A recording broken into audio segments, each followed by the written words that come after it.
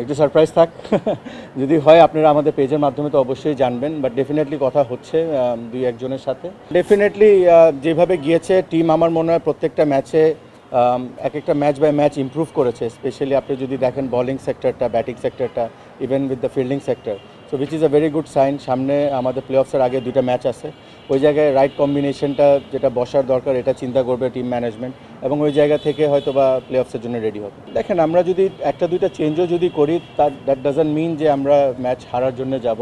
Definitely match জেতার approach থাকবে, but একটা দুইটা চেঞ্জেস হয়তো বা দেখতে পারেন।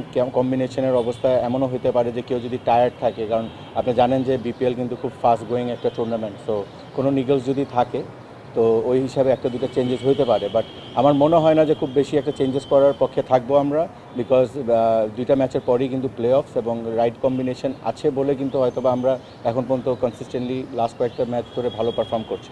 আমরা এখানে একটা ম্যাচ খেলেছি এবং আমরা মনে হয় হাই স্কোরিং ম্যাচটা খুব কমফোর্টেবলি চেস ডাউন করেছি। So wicket shouldn't be a problem all the time. আমার কাছে মনে হয় যে স্কিল এবং এই অ্যাপ্লিকেশনটাও ইম্পর্টেন্ট।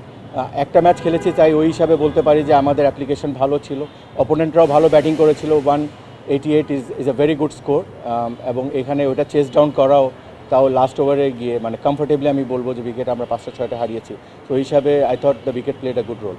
বরিশালের প্লেয়ার এবং বরিশালের ম্যানেজমেন্ট একটা জিনিস খুব ভালো যে আমরা বরিশাল নিয়েই চিন্তা করছি, অত বেশি বাইরে চিন্তা করছি না। যে প্রতিপক্ষ আসতেছে তাদেরকে নিয়ে প্ল্যানিং করছি, এর বাইরে অত বেশি আমরা ওইভাবে চিন্তা করছি না। উই আর ভেরি হ্যাপি আমাদের টিমের এনভায়রনমেন্ট যেভাবে আমরা রাখতে পেরেছি, এবং it credit goes to all the senior players and the team management and the owners যে এই এনভায়রনমেন্টটা রেখেছে। সো আমরা এই মুহূর্তে নিজেদেরকে নিয়েই চিন্তা করছি বেশি। ওয়েল, নিউজগুলো দেখি, but I am not sure what is the real scenario, কারণ নিউজে আসছে, আবার ওইদিকে বলা হচ্ছে যে পেমেন্ট করা হবে বা একটা আশ্বাস দিয়ে থাকে।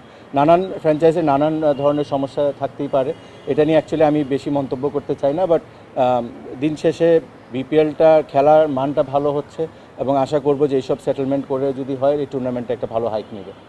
একটু সারপ্রাইজ থাক যদি হয় আপনারা আমাদের পেজের মাধ্যমে তো অবশ্যই জানবেন, বাট ডেফিনেটলি কথা হচ্ছে দুই একজনের সাথে।